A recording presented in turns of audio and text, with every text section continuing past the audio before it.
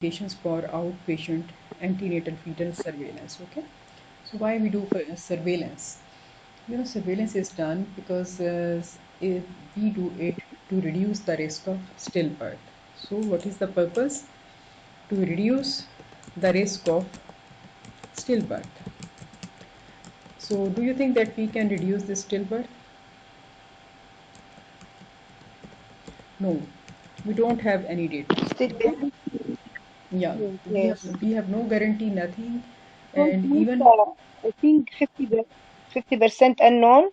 yeah, the incidence 50% idiopathic because we have no idea that what was the cause. Okay, but if we have to talk about the conditions where we are going to do it for maternal. Why we do this one surveillance? We do it to reduce the risk of stillbirth. Okay, so stillbirth, uh, it can be due to maternal reasons, it can be due to placental reasons, okay, or it can be due to like fetal conditions.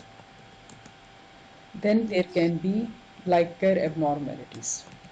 Okay, so all of these things, they can be normal, they can be abnormal, like that. Okay, so basically our purpose is that sometimes when we compare, then we see that where the mother has one condition, the chance of IUFD stillbirth was very high, while in another condition, the risk was very low. Okay, so like I will tell you one example, like in cases of single babies, single pregnancies, singleton pregnancies. Okay, the chance of death, death is very low, right? And but in the chance of fetal death, IUFD or stillbirth in the multiple pregnancies is very high. Like in some cases, there can be, it can be like 50% also, like 30% also, like that. Okay. So then, according to the risk of the group, we see the risk of the fetal death. That what are the conditions? Okay. So there are three different groups, like in which the risk of death is very high, like at 32 weeks or 32 plus 0 weeks, right? Then at 36 weeks and then at 39 weeks. Okay, so in the first group, this is all based on the data, like that. Okay, at 32 weeks it is very important for most at risk pregnancies. So the group 1, when the risk of the stillbirth is very high, like when there is chronic hypertension with suspected IUGR. So antenatal surveillance, it may be started and continued at or near the time of delivery. Like you are thinking that you will deliver by 32 weeks, so maybe you will start surveillance by 28 weeks. And then you should know that if there is any high risk of stillbirth, you need to make decision. This decision should be by multidisciplinary team, shared decision making, and you have to consider especially so who should be included in the decision making? The neonatologist, right? Neonatologist, most importantly your patient, and then the obstetrician. Okay, and obstetrician, like you do in your real life. That is the thing. Okay, so then if the mother has existing comorbidities such as those involving the fetal structure or the genetic anomalies, then again the risk is very high, like that. Okay, similarly, um, everyone should be included in the decision making, especially if there is like fetal abnormality or there is like twin pregnancy, like that the risk, it will increase too much, like that. Okay, so in the guideline they have given like many different factors. Like if you are suspecting this growth retardation, then how do you will continue the surveillance? We read in the small for gestational age that we will continue this umbilical artery Doppler, right? So the doctor is going to tell us that as long as like we can start like at the time of diagnosis, and then how frequently we need to see them. This is important. So we need to see them every week, or once a week, or two times a week. Okay, because there is IUGR. Okay, so at the time of diagnosis, we are going to see once or two times. And what are you going to do? So a normal or with elevated um, impedance to flow in the umbilical artery with diastolic flow is present with normal amniotic fluid index, and there are no other concurrent maternal or fetal abnormality, so we can do that like once or twice a week. Then in umbilical artery Doppler, if there is like absent end diastolic velocity or concurrent conditions like in oligohydramnias and maternal comorbidities, like mother has preeclampsia, she has chronic hypertension, so we are going to see them twice weekly, or maybe this patient will need admission in the hospital only for surveillance. I mean, depends upon her risk like that. Okay. So maybe we will have to keep her inside hospital to monitor her.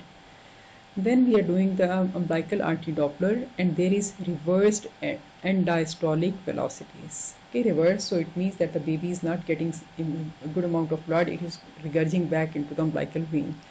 So at the time of diagnosis, when you have diagnosed this reverse end diastolic flow, then better to admit this patient. Okay.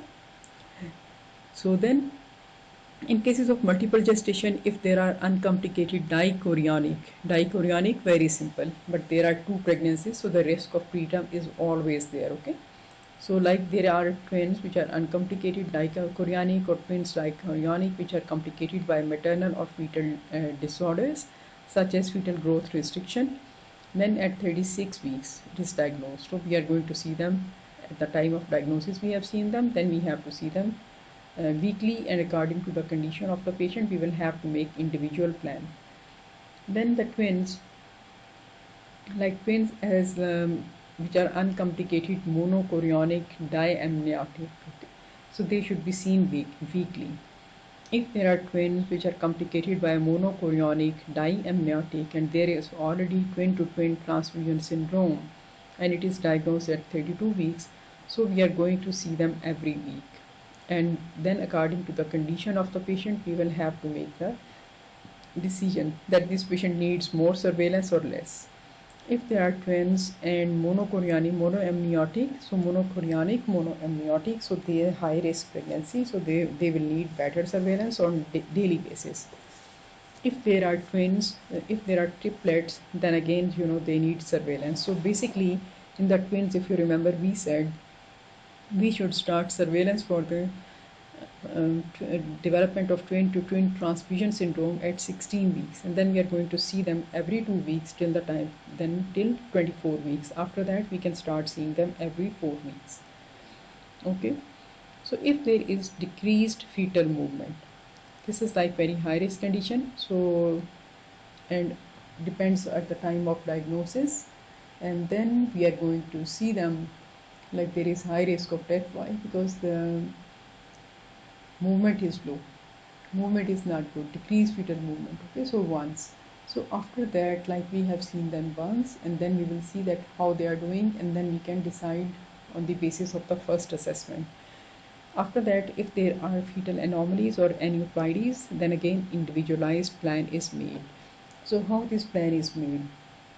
If the situation is progressive, like there is IUGR or there is some cardiac or other defect, and let's say that we suspect that they will develop polyhydramnias, so it is going to worsen with passage of time, right? So we need to offer surveillance to this patient. That is one thing. More frequently we will have to see them.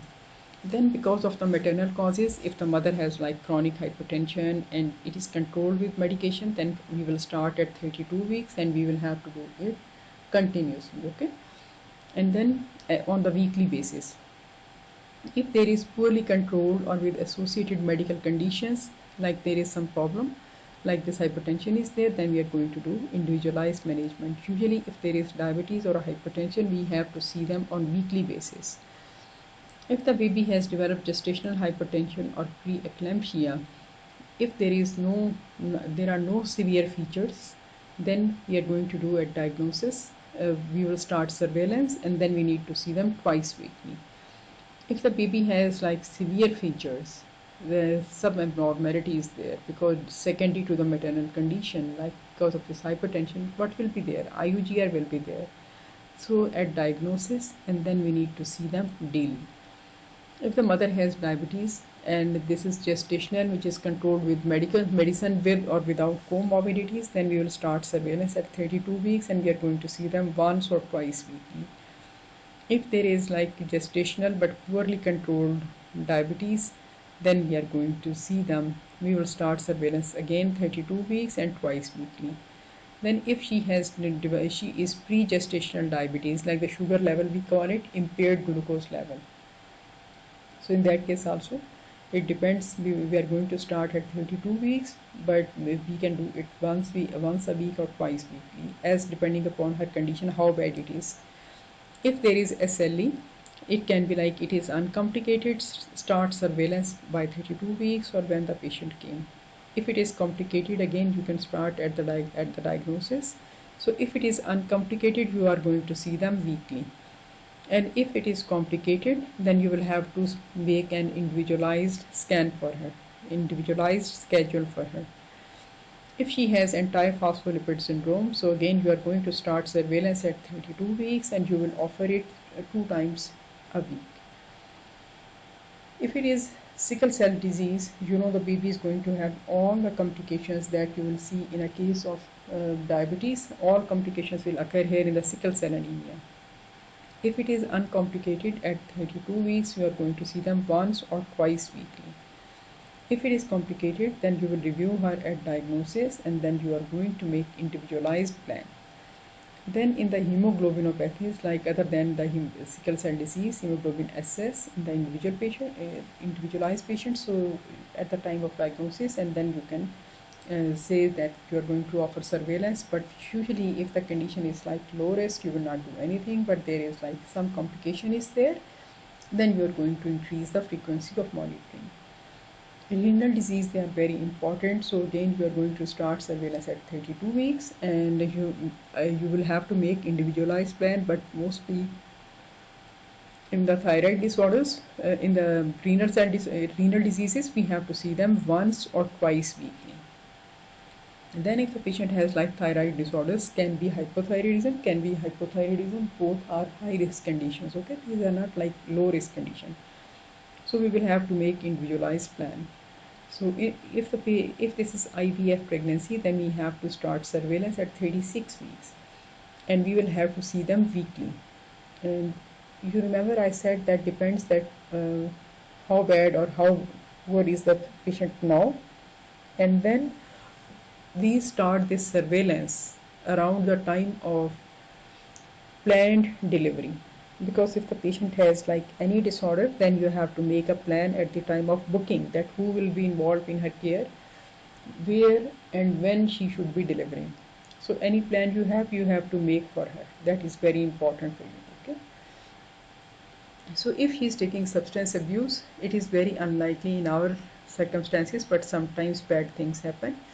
So if he is alcoholic, then we need to start surveillance at 36 weeks, and we will do it like how frequently, weekly.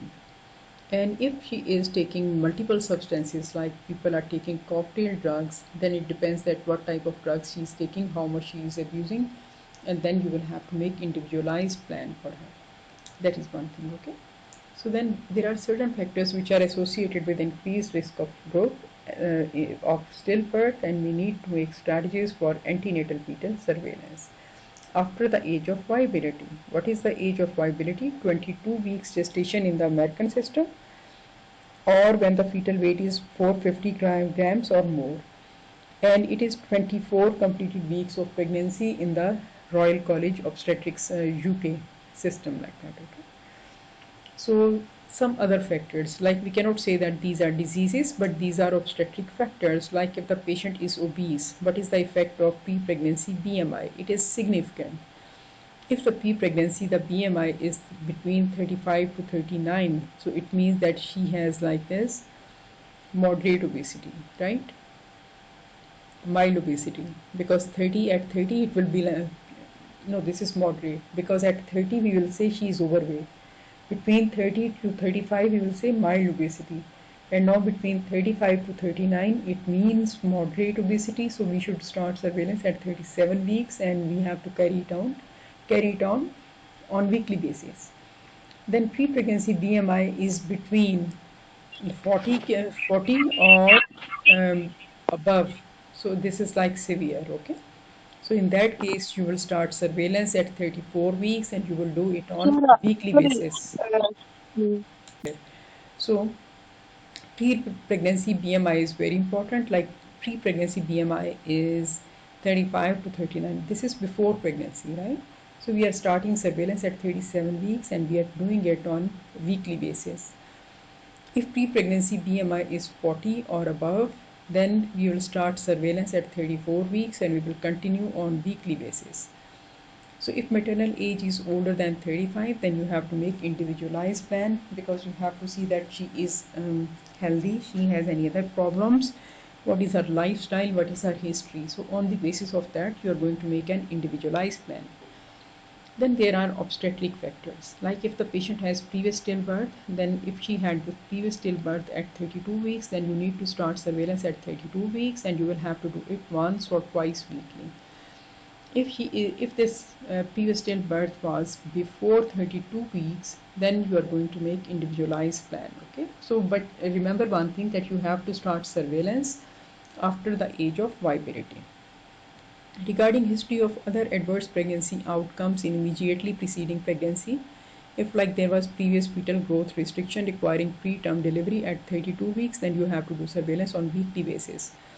Previous preeclampsia requiring preterm delivery, so it means that you have to start surveillance at 32 weeks and you will do weekly basis. If she has obstetric cholestasis, then from the time of diagnosis, then once or twice weekly, because as you remember, the chance of death in cases of obstetric cholestasis is very high, right? So idiopathic stillbirth, it can occur. And the rate of cesarean section is also very high, and we don't know that a baby can have jaundice and it can go to the brain also, like there can be kernicterus. So we want to avoid all of these complications. So we will offer monitoring once or twice weekly. Then the biggest risk is that of preterm labor and delivery. Remember in the obstetric cholestasis. Okay, then in the late term, if there was like the patient is late in the term, like at 41 weeks, and she is so basically if high risk pregnancy or mother is old, then we should deliver her before reaching this stage. Like the older mother, you should deliver her by 39 weeks. Okay, so after that you need, so if she is reaching this she's in the late term and she is at 41 weeks, so you're going to see her once or twice weekly. Then abnormal serum markers, like if you have plasma associated pregnancy associated plasma proteins, which is less than or equal to the fifth percentile, which is 0.4 multiples of median, less than or equal to.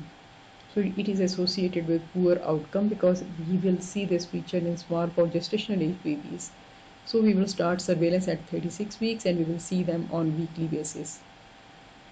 In the second trimester, inhibin A equals to or it is greater than 2. Okay, so we need to start at 36 weeks and we will do it on weekly basis.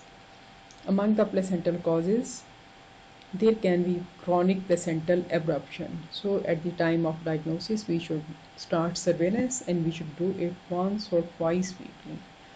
If there is vasa previa, we need to make individualized plan, and we can start at any time at the time of presentation. Usually the problem with vasa previa is that it remains undiagnosed, and only if the woman will have PPROM, then we will be able to see any blood, any any bleeding, and then we will know about the vasa previa.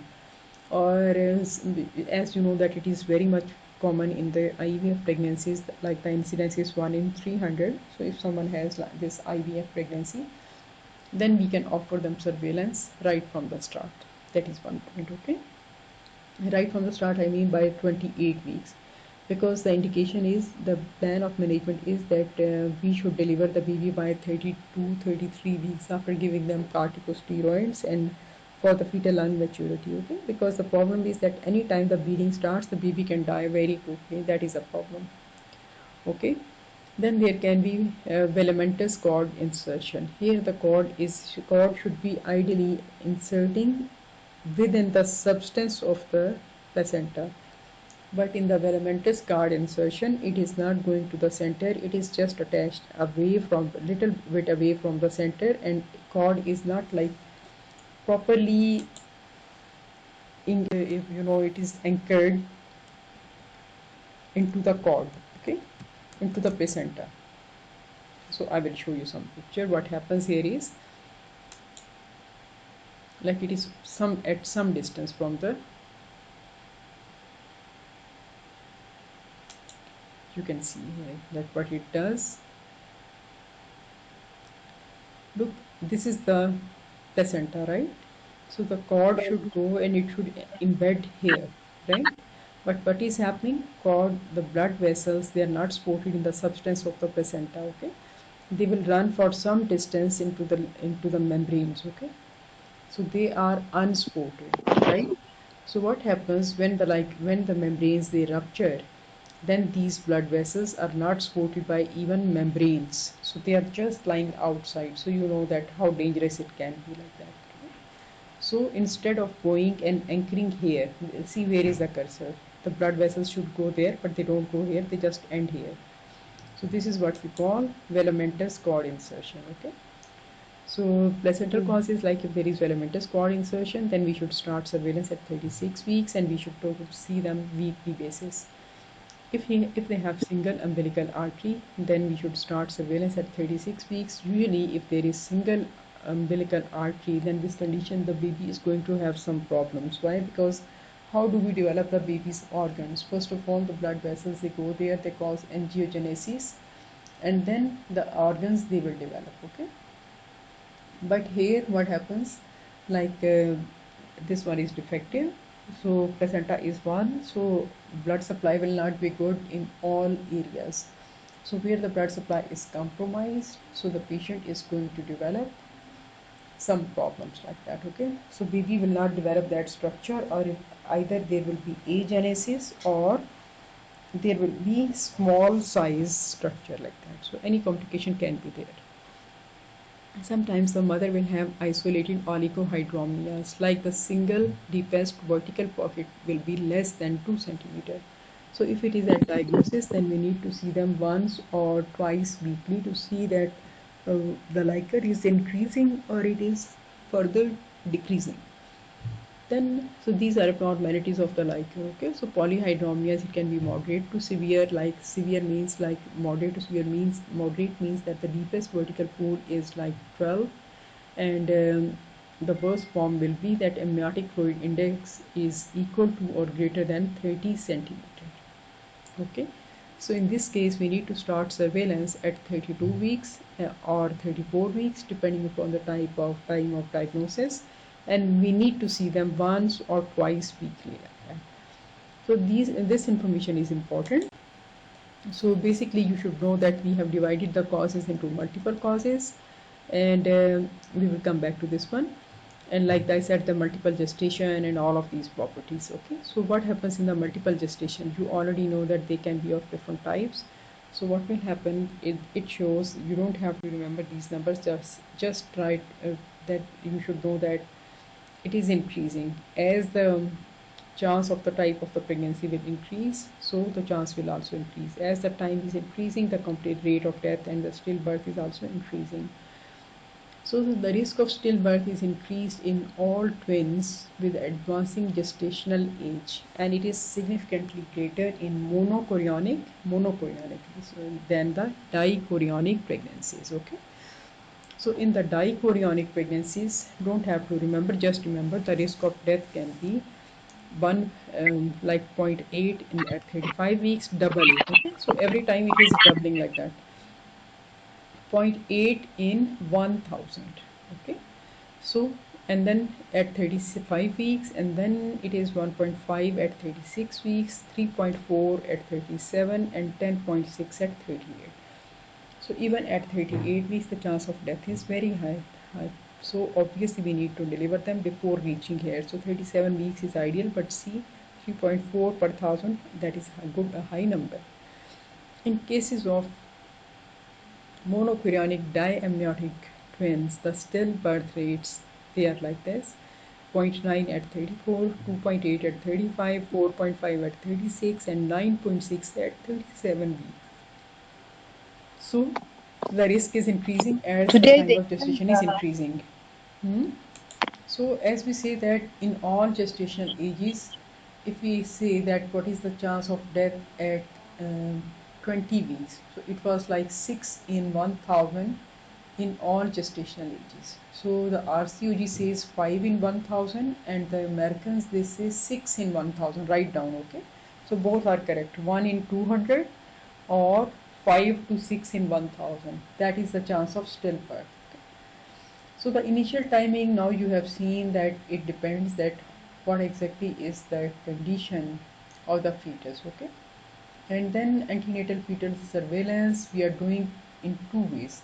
Like we are just following them up, we are following up the maternal condition and then we are following up the baby in the outpatient department, that how the baby is growing and when we are going to start. And you have seen that in most of these conditions we are going to see them on weekly basis, like that, the weekly basis. And when the risk is higher then we are going to see them twice weekly. So these tables are very important for you. Don't try to remember like each and everything, okay?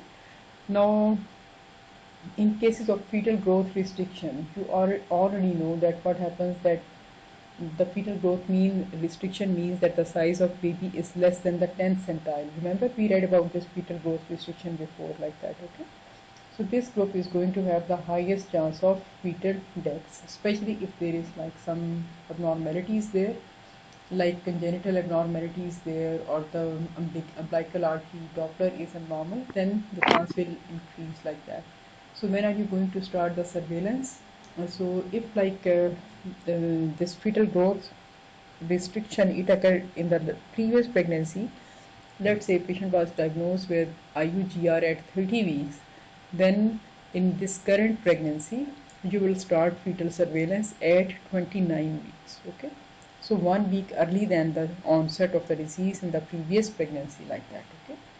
So if it occurred like at 28 weeks, then you will start fetal surveillance at 27 weeks. That's why we said that the decision is made independently, like that, okay? So similarly, on the same thing, that write down that the perinatal mortality rate in the monoamniotic twins, the chance of death, okay? Stillbirth in monoamniotic pregnancies, the risk is very high in monoamniotic. It is 12 to 23%. Some books they say that 15 to 20, 15 to 23, but see this risk is very very high, like that. So as the number of the multiple pregnancy, like from 2 to 3 it will become, then the risk will also increase. Sometimes when the women say that the baby is not moving well, so decreased fetal movements they are associated with an increased risk of stillbirth or increased risk of stillbirth when the movement of the baby is like very low, like fetus is not moving in a good way, like that, okay?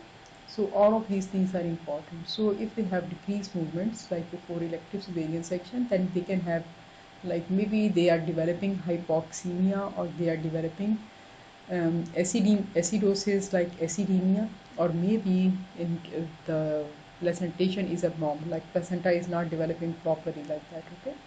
So here another problem is that fetal movement pattern they change over the course of pregnancy, and as the baby will develop, like going towards the term, baby will sleep for longer periods of hours and mother will always complain of decreased fetal movements. So sometimes in the MCQs they are asking, and this is information from the RCOG, that woman has come to you with the first episode of decreased fetal movements, what will you do? So you will ask this patient to lie down, go home.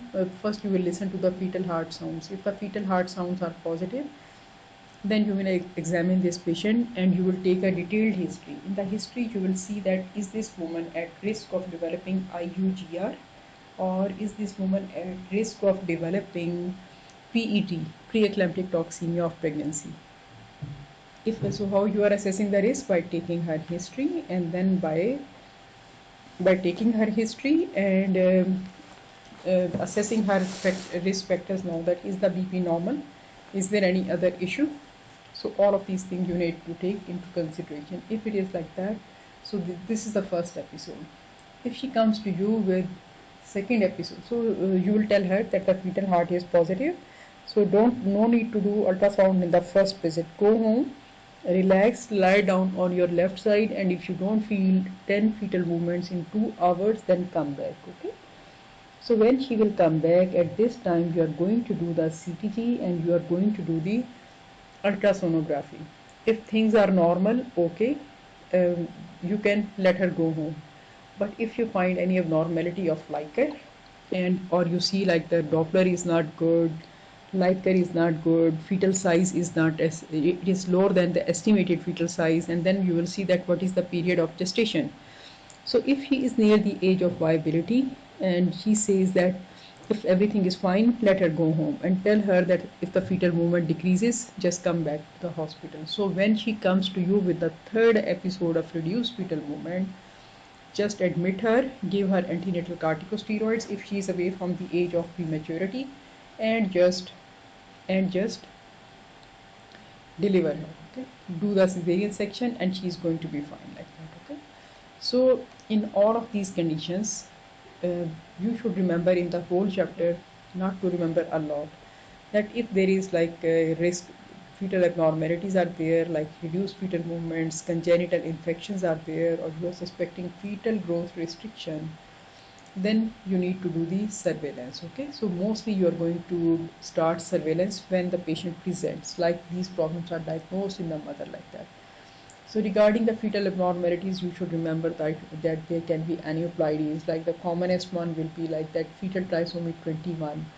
So if they are like in the anomalies, like I will tell you, like trisomy, they have given different death rates. In trisomy 13, the rate of stillbirth is, um, because basically we are offering surveillance to reduce the risk of stillbirth. So here the risk of stillbirth is like, I remember it was like 5 to 10%.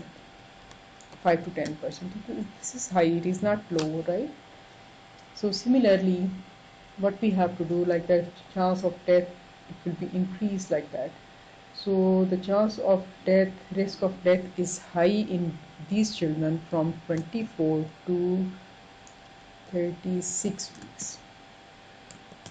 That is the time. Okay, so that is the thing. So what is the incidence? That is like 3 to 7 in 1000. So you can see that it is higher than the average, right? Chances one, the chance of death is going to be 3 to 7 in 1000 children like that. So as the complications will increase, the chance of death will also increase. Even in the newborn, there can be some problem like that. CTG can be abnormal, but usually the cesarean will be done only because of the fetal indications like that. Okay. So then in the congenital infections, so reduced fetal movement, I told you that you have to look for the chance risk of PET, and then is there any risk factor for IUGR. Okay, so look at this one, that what is the expected fetal weight like that. Congenital infections, very important. Why? Because you have to see this infection at which stage of pregnancy this infection developed like that. Okay, and each infection is going to increase the chance of death, the stillbirth like that. Like in cases of malaria, there can be IUFT, right? Chance of malaria is very high like that. Then you should remember that in cases of parvovirus infection, so parvovirus infection, we read about that one, right? So parvovirus infection, what happens in this infection? The whole RBCs, they are washed with Large hydrops. Mm. hydrops. So Is the hydrops yeah, vitality. so because of hydrops, the chance of death will increase like that because of hydrops. And then there is Mm. like severe anemia. So the chance of death at 20 weeks, you can see it is very high, 8 to 17% like that. And then after 20 weeks, so the risk will be like it will decrease. So earlier we are developing, because obviously that if the baby will develop an infection very early, then the chance of death will increase. Okay, so if the baby develops this anemia after 20 weeks, then the chance of death is going to be just 2 to 6%. 2 to 6% chance of death. Why? Because of the fetal anemia. So similarly, in other conditions, like there can be sudden IUFT. Sudden IUFT you can see in which cases? In listeriosis, right? Listeriosis is a Yes. important cause of the fetal death, like that. Okay, syphilis, we will not even know, and the baby is dead, like that. Okay, syphilis.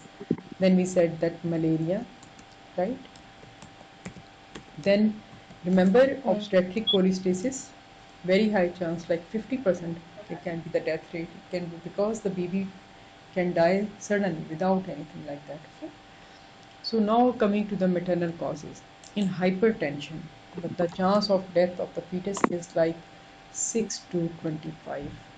6 to 25 per 1000. See how high is this risk? Very high, unacceptable. That's why we have to offer surveillance. The risk is going to increase like 4 times, 4 times higher risk. See, very serious. 4 times higher risk.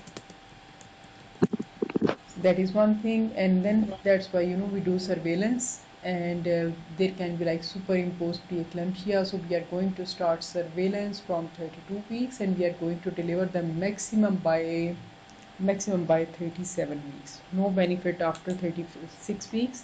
And remember, in the small for gestation age, we said that the chance of like what we did, that if the baby is mature, there is static growth, then we are going to offer delivery by 34 weeks, like that. Okay, that is one thing. So in cases of diabetes, again the baby can die due to multiple reasons. Okay, sudden IUFT can be there. So in that cohort, the chance of death was found to be 13.9 or 14 in a 1000, like that. So you can see that in some conditions the risk of death is very high, like that. So in cases of lupus is like it is going to cause PET, it is going to cause placental abruption, clotting in the placenta. So the risk of death, imagine that how high it is. These are all based on the results of study. So it was as high as 140 to 150 in 1000 pregnancies, like that. Especially the reason here was mostly because of the heart block. So heart block, we read about that I think 2-3 days ago before also. Anti-Ro and Da antibodies and LA antibodies are there. So the baby will have like 3rd-degree heart block. Okay, so in the first pregnancy the chance of getting this problem is like 7 to is like yeah 2 to 5%, 2 to 5% in the first pregnancy, and then the chance of recurrence is going to be 16%. So if the first baby have the problem, then for the second one it is going to be like higher problem, like that. Then another condition you are already familiar with, that is very high risk, like antiphospholipid syndrome. In antiphospholipid syndrome, they found that rate of death was like 217 in 1000. So you can imagine that how much the risk has increased, like that. That's why because of the placental factor. So that's why how we can reduce the risk by giving low molecular weight heparin plus aspirin, right? That's why we give it to them. And even then the live birth rate is going to be, the live birth rate in this condition is 54% with 2 medicines, not more than that one. Okay, so if the طيب دكتورة, they will give aspirin for hypertension or only if there is history of preeclampsia. if there is for hypertension they will not give, but hypertension depends that what is the cause. If it is because of the renal disease, then yes, we can give, like that. That is one thing. Okay, so you know that there is criteria for giving minor and the major criteria given in the guideline very very clearly. So when we will go to that one, I will tell you. So if there is previous IUFT and the cause was the placental abnormality, then we are giving aspirin, and then we are giving them aspirin with low molecular weight heparin.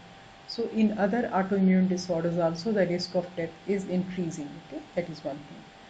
So if the patients they have like chronic renal disease, then the risk of death is quantified to be at 15 to 200 per 1000. Okay, so that's why we have to monitor them, and we have to say that what is the severe renal insufficiency when the serum creatinine is increasing. It is more than 1.4, and it can be like 2.5 or greater than 2.5, but as the level of the creatinine will increase, the chance of death will also increase like that. So regarding the thyroid disorders, in thyroid disorders, it is said that the chance of the IUF stillbirth, the difference, what is the stillbirth? Stillbirth is that baby is born with no signs of life, but we don't know that baby, or you can say that baby died during the process of birth. Okay, so IUFD, when we already diagnose by ultrasound that the baby is not alive, that is IUFD. Okay, and stillbirth, that baby, maybe the baby died during the process of birth, so the baby born with no sign of life like that, so that is the stillbirth. In IVF, the incidence is like 118 out of 1000. So you don't have to remember the exact numbers like that, okay? Because there are so many numbers in that guideline, don't have to remember each and every guideline like that. So in the IUFD, if the mother is smoking, like the substance abuse, so what substances she can be taking? Maybe she's taking only tobacco. Maybe she's taking alcohol or other drugs. Just remember that amphetamine is very serious. Why? Because this is vasoactive, so the patient is going to die like that. Okay? So there will be placental abruption and the baby can die like that. That is the problem. So if the mother is taking like 1 to 9 cigarettes per day, okay, she is taking like 1 to 9 cigarettes per day, a day, then the chance of death will increase by 9, increased risk of what? Stillbirth by 9 times. See, 9 times, it is not like 9%, sorry. It is 9%, I said 9, because sometimes they write like this. So the 9% increased risk, okay? So if she's taking like even higher number of cigarettes, then it can be like she's taking like 10 or more cigarettes, okay? So 10 or more, 10 or plus, then the chance of death is going to be, just imagine, it is 52%, like half of the babies, they can die because of this thing. It can be so serious like that. Then because of the alcohol, in alcohol the chance of death, they will never ask you. In alcohol the chance is 10, like 12%, okay? 12 in 1000, 12 in 1000, that is the chance. So very high rate, and even if the babies are surviving, then they can have like other problems, like microcephaly, heart defects, lower thin upper lip, mental retardation. So this is one of the important preventable causes, like if they will just prevent themselves from, protect them, the baby, from the harmful effects like that. Similarly, many other drugs, like we are saying other substances, benzodiazepine, it is said to be associated with the preterm delivery and birth, but we don't have any good quality data like that. That is one thing, okay? So the BMI is very important, because the chance of having death, they will increase as the BMI of the mother will increase like that, okay? So the odds of stillbirth, they will increase like that. So it will, patient will have like the chance of birth will increase by 1.7% higher chance of death, increase in the chance of death like that. Maternal age is a very significant factor. So if the mother is like the primary, like she is having her first pregnancy and her age is advanced, so like if they have like 35 to 39-year-old age group or more, then their risk is increasing. And the risk will also increase, especially if the mother has like, she has some coexisting comorbidities. Okay, so age is one thing, but if she has some previous age is important. Okay, so advanced maternal age, the risk is going to increase. So then in cases of like if the patient has like previous stillbirth, so then the chance of death will having an other IUFT will increase 5.83 times higher risk. It is not percent, it is higher risk. So you can say that 5 times higher risk of stillbirth. So previous stillbirth is the biggest predictor that the baby can have some bad outcome in this pregnancy also. So that's why in such cases the surveillance is advised at 32 weeks, and we need to continue till the age of maturity like 37 weeks, and then we need to deliver them like that. So in cases of preeclampsia, the problem here is that the chances of delivery, they will increase a lot, and there will be like, what will be the problems, like exact number we cannot say that how it will increase, but usually in cases of PET, in most of the pregnancies, what happens, there is PET and the chance of death increases to like 11 per 1000. Okay, so if the patient develops this PET, you can see that then the chance of death will be 11 to 12%, 12 in 1000. So if he has like hypertension, that's why we wrote the risk can be 6 to 25, because the risk will increase. So the baby is now having more trouble, because there are bad obstetric outcomes. Why? Because the baby is IUGR, there can be placental insufficiency, and baby can die at any time like that. And then they have the complications in the mother because of the high blood pressure, so we need to address these issues like that. Similarly, if the baby is like small for gestational age, then again the chance of stillbirth, it is going to increase like that. Okay? So it is again like it will increase to like we can say that every week the chance of death will increase. Okay, so the chance of death in such cases, if the baby was like still small for gestational age, then the chance will increase tremendously like that. Okay, it will increase like 4 times. That is important. So then in cases of obstetric cholestasis, again the chance of death is very high, like it can be like 12 to 20 like that. So here the chance of death can be 12 to 20 in 1000 per 1000. That's how we 12 to 30 actually. 12 to 30 in 1000. So you can see there will be sudden IUFT. So that's why you know how you will diagnose, because the bile acid level is more than 40. Okay, so bile acid is more than 40, more than 40 millimoles per liter. So very high chance. So it can cause sudden IUFT like that. It will increase morbidity for the mother also, because high chance of risk of death like that, high chance of cesarean section like that. So all of these things, if there are abnormal serum markers, so they will tell you. We will talk about them also. This is bile acid, this should be here. So what will be the effect of the duration of the pregnancy? It will be significant. Why? Because you know late term or the post term pregnancies, they can be, make a lot of difference like that.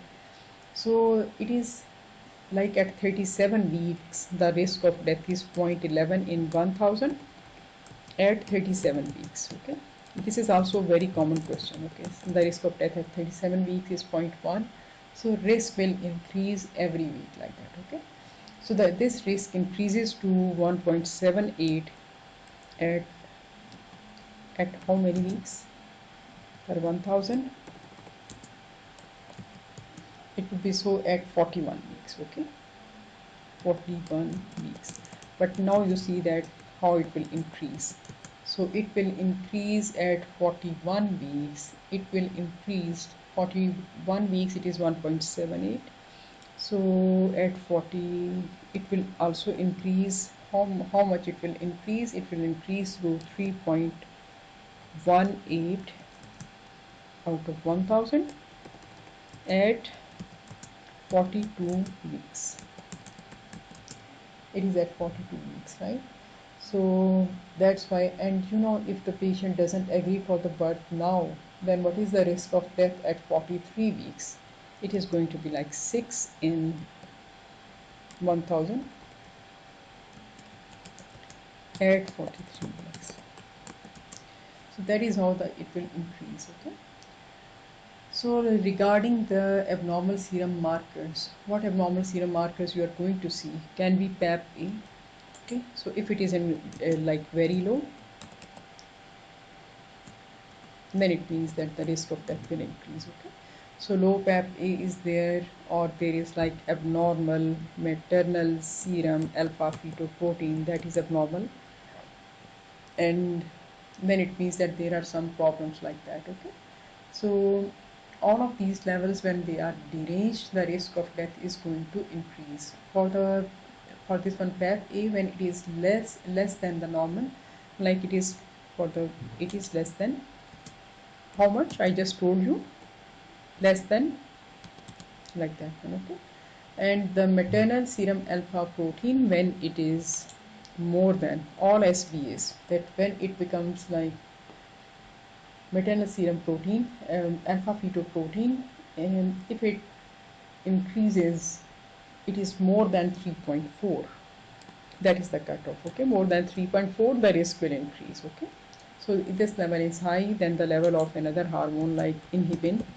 now it is not given too much importance, but still in the guideline it is important, like that. Okay, so inhibin more than 2, these all numbers are given as mu n, multiples of the median.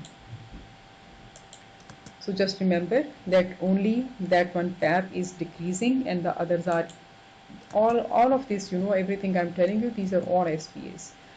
So PAP is increasing, the chance of death is increasing. Alpha fetoprotein is increasing, and the PAP is decreasing, it will be less. Okay, it is less than, and others are more than this number, then we are going to get the problems like that. Okay, so the fetal death rate can be as high as 10%, like that. So that's why, the serum surveillance we will do, like we are testing for the Down syndrome. If anything is abnormal, then we are going to deliver them like that. So then the problems can be in the placenta. Like we said, that there can be abruption. So abruptio placentae, very important causes. Here the risk of death, it is found to be 4 to 7 out of 1000 if there is like chronic abruption. If the patient has like abrupt, like suddenly the bleeding has started, so still that rate of death is going to be like 8 to 9%, like that. Okay. Then in cases of the vasa previa, we should know that surveillance should start before delivery, and we should say the guideline says that we should try to deliver in cases of vasa previa when it is diagnosed, and we should do the surveillance at 34 weeks. Like we can offer it twice weekly, because the problem is that if the membranes will rupture, then suddenly the baby is going to lose a lot of blood, like that. So all of these things are important. In cases of polyhydramnias and oligohydramnias, again there can be problems. Like in cases of oligo, the chance of death is said to be like it is 14 in 1000. Okay, and then in cases of polyhydramnias also, it depends that what is that how bad is the polyhydramnias. Okay, polyhydramnias, it can be like mild and it can be moderate. So when you will say that it is mild, so mild means that the amniotic fluid index is between 8 to 12, right? 8 to 12 centimeter. Okay, Yes. and then moderate means what? When do you say that it is moderate? Moderate is like 12 to 15. This one is like should be 8 to 11. Moderate 12 to 15 centimeter. Okay, and then the severe should be, so the severe should be more than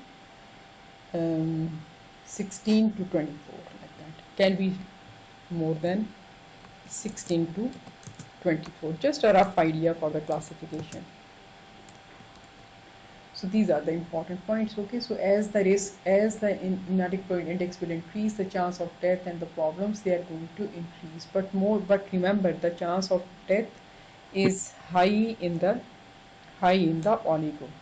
It will increase in the poly also, but if they ask you that which one is more associated with chance of death, oligo is very bad like that, okay, because the chance of death can increase tremendously like that. So then sometimes, if in cases like you said, that most 50% of the cases they are without any cause, idiopathic, right? So in that case, what we need to do is like just on the basis of history, we are going to review the mother on weekly basis, and then the aim of surveillance will be to deliver the baby 1 week before the age of IUFD in the previous pregnancy. Is this point clear? Okay, Oh, so this information, this guideline, it seems very simple, but it is very, very important for you because you are going to get several questions from here. So please try to read it. I'm just going to put that as to send you this guideline. Just go over that because if you like to read that in detail, otherwise the information that is available here, it is enough.